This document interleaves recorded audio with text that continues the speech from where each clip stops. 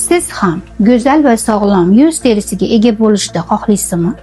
Men Ashurova Nafosat tibbiyot sohasida 30 yillik, kosmetologiya sohasida 15 yillik tajribaga ega, xalqaro diplom va sertifikatlarga ega vrach-dermat-kosmetologman.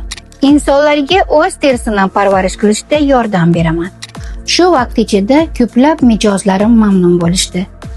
Ko'plab teri muammolarini hal qildik.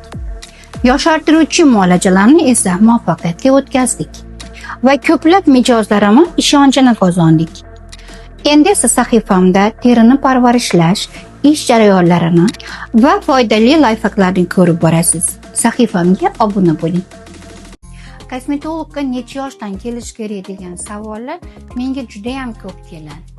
Keling sizlar bilan buni bir gul misolida ko'rib chiqamiz. Yuzdagi gul izi qurib qolgandan keyin parvarish qilgan yaxshimi yoki qurimasdan oldin parvarish qilganmi? Yuz terimiz ham xuddi shunga o'xshagan, parvarishga muhtoj.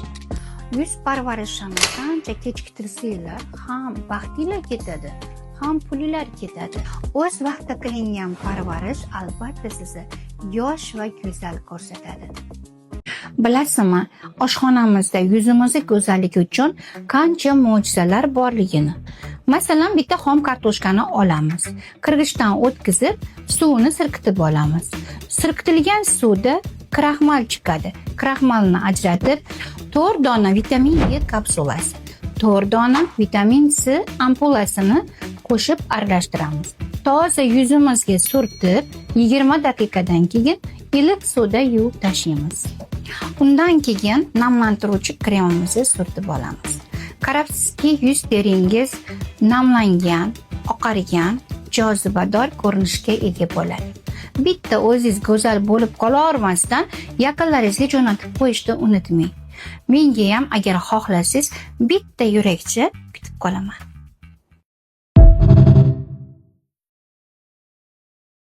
Nafosat opa, bu botoks muolajasi zararli emasmi? Oson o'rganib qolmaymanmi? Yo'q, qarang, bu fikr noto'g'ri. Botulotoksin bu odam organizmidagi nevrologiyada ishlatiladigan, hatto nevroz bo'lgan chaqaloqlarda qo'llaniladi. Ba'zi bir kasalliklarda ham ishlatiladi. Yuzdagi falj yoki ftoz holatlari bu xatolar, buni dozasini ko'paytirganda emas. Buni hech bir kosmetolog yoki doktor doza yedinsasini ko'paytirmaydi. Chunki bu pul.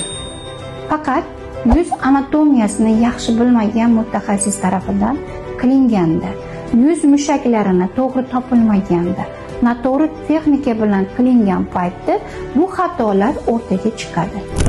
To'g'ri mutaxassis tomonidan qilingan muolaja to'g'ri texnikada qilinsa, natijasi ham a'lo darajada chiqadi. Botoks muolajasi mutlaqo zararsiz.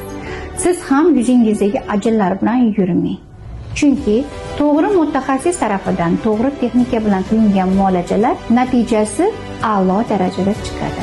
Hamma ayol qizlarimizga go'zal va sog'lom bo'lishga haqqi bor. Agar sizni botoks haqida fikringiz o'zgargan bo'lsa, quyidagi raqamlarga murojaat qiling.